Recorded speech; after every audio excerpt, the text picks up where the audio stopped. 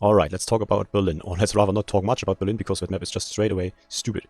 I think the spawn points were around here, and the whole map area is just around this thing. Hull down people will go there, heavy tanks will go there, that's about it.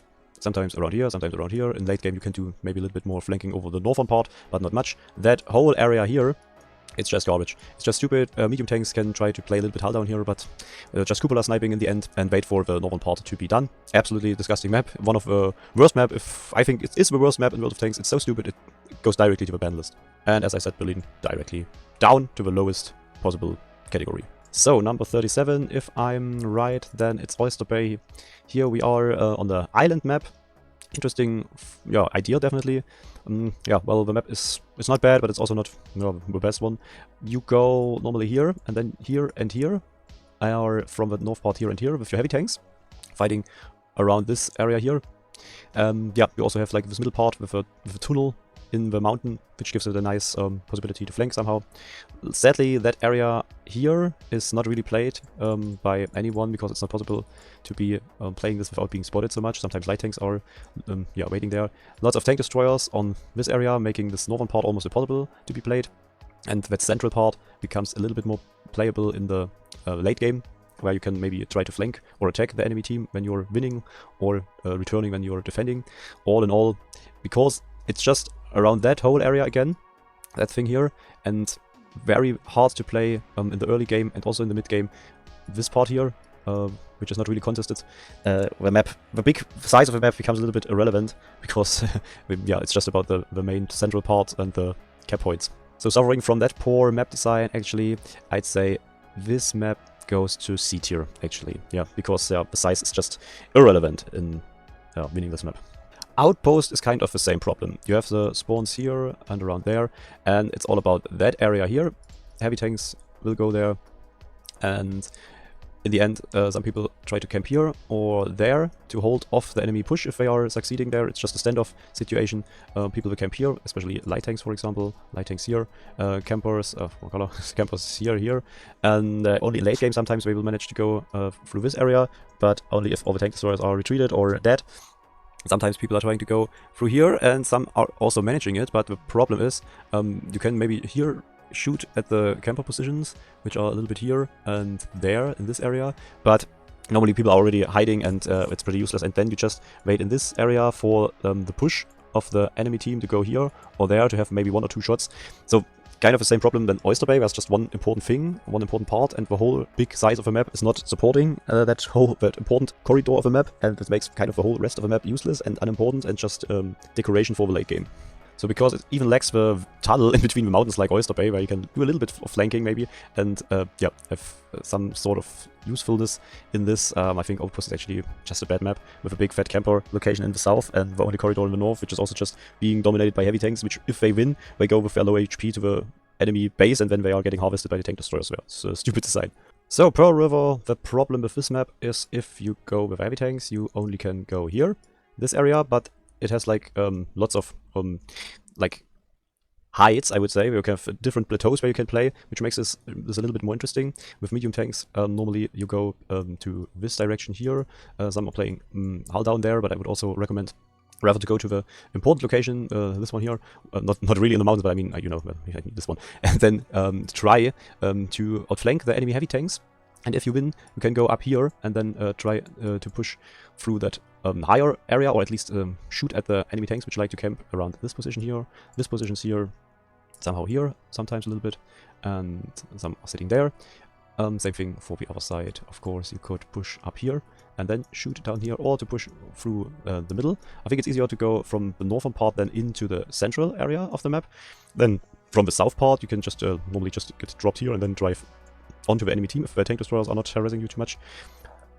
That whole area here, I don't know why it's even existing, not so much is going on here, and if you're able to dominate the center, for example, with the northern part or the southern part, you also can shoot a little bit to some directions here, but the thing is, it's normally not so important anymore, unless enemies are really just camping and not moving. Then you can use this central area and the newly won, for example, area of the hills, which you have maybe conquered here or there. Oh, it's the wrong color, but okay. Yeah, to shoot the enemies in the spawn positions. So all in all, I would say this is still an okay map, decent map, nothing special. Yeah, with a little bit useless area in the south where sometimes tank destroyers are just lurking for something to happen. Some medium tanks are trying to play around this area, but mostly this doesn't work because they get like just outplayed by the tank destroyers. So yeah, the southern part is a little bit useless on this map. So because of that, I would say Pearl River is actually still a B tier with a lack of sense for the southern region, but central and northern part not too bad. Also in the mid game are really useful to be played, and yeah, definitely it's an okay map. Number 40, the last map, and we are finally at the end. There are quite lots of maps, I have just noticed, but still, most of them really are not so good. Well, Safe Haven being no exception from this.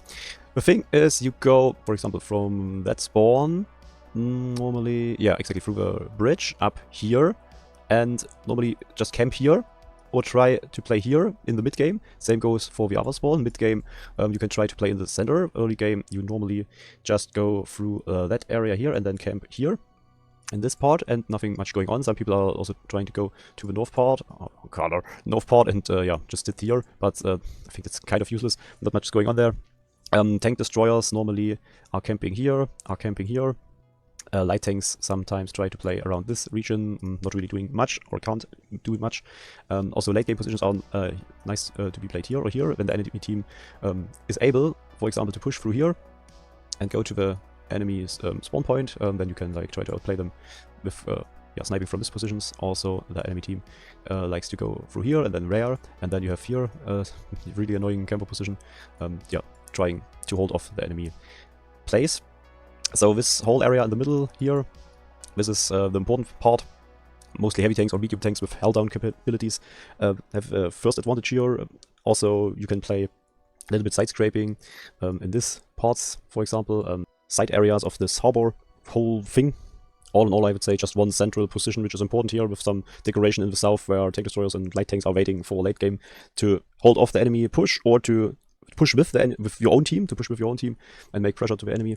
Yeah, nothing special, pretty stale map design, I'd say.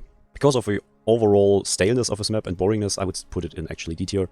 Yeah, just one part where it makes sense to make pressure, otherwise you just wait until mid or late game, just bad game design. So here we are. After judging all those maps, let's make our final conclusion. In my opinion, there's only one very good map in World of Tanks, being Redshire, and 4 kind of good maps, I would say, where you are excited to be and to play on and have fun. Yeah, of course, we have now Big Ends not in the area, but Big Ends would be, as far as I remember, in B tier.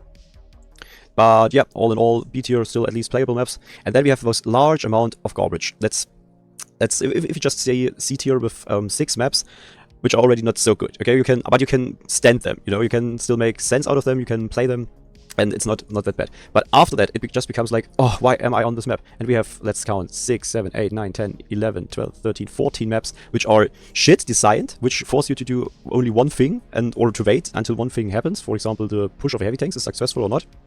This is absolute garbage, in my opinion. And then we have like 7 maps which are like instantly unplayable, garbage, useless, and so boring or so unbalanced that it just doesn't make sense to play them if you have not, for example, a certain tank type, or if you really enjoy just waiting and camping on one position or snipe cupolas the whole match. That's the current state of the maps, in my opinion. One of the biggest flaws in World of Tanks, together with tank balancing itself. There are other problems in World of Tanks, which I would like to talk about in the next videos. If you enjoy this, I hope you will check them out as well. This whole map discussion was a little bit longer than I expected, but thank you guys so much for watching. Thanks for being interested in this. Share your opinion about the maps with me. I would love to read about it and to discuss with you what could be wrong in my opinion, what I have judged maybe false, what I have maybe judged too good. Like I said, maps are the bread and butter of World of Tanks. Maybe the most important thing, even more than the tank balancing, because this is the areas where we are rolling with our tanks around. Let's hope they will improve. Let's make our judgments visible for Wargaming, so they maybe change something in the future or develop better maps. I can just hope for it. Thank you guys for watching. I hope you enjoyed it. Good luck on the battlefield, and cheers, bros.